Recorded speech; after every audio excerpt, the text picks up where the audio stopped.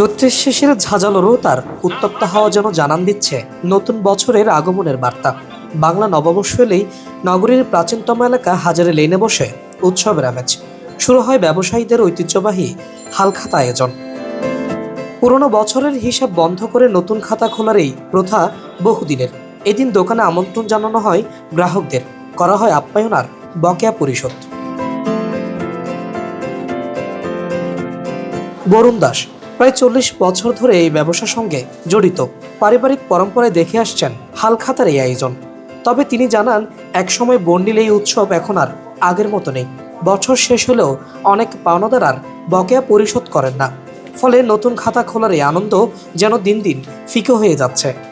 নাকি আমাদের লেনদেন থাকতো, বাকি টাকা দিতে আসতো, বা কেউ নতুন কিছু কিনতে আসতো, এটাও এখন নাই।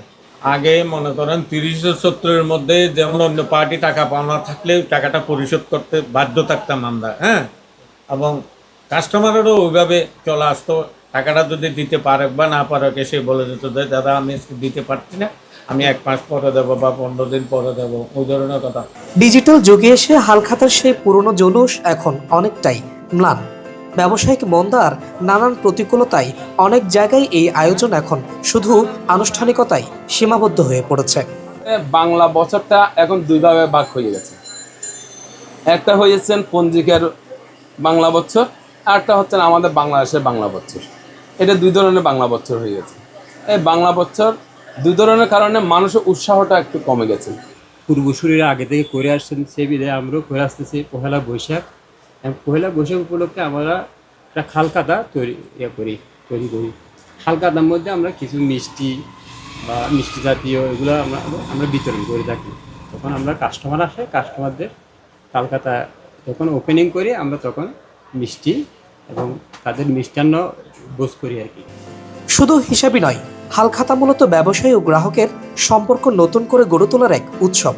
তাই সময়ের পরিবর্তনের মাঝেও বাংলা নববর্ষের এই ঐতিহ্য ধরে রাখতে এখনো অনেক ব্যবসায়ী চালিয়ে যাচ্ছেন হালখাতার চর্চা।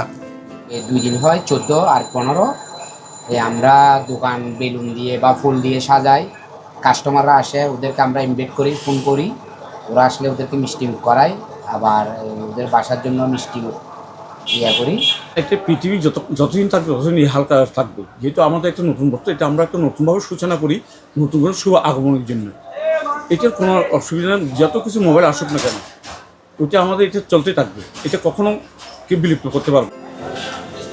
ডিজিটাল লেনদেনের এই সময়ে হিসাব চলে গেছে মোবাইলের পর্দায়, কিন্তু সম্পর্কের সেই খাতা হালখাতা এখনো যেন বেঁচে আছে কিছু মানুষের ঐতিহ্য আর আবেগে। সাজাদ হুসাইন, বাংলা নিউজ 24, চট্টগ্রাম।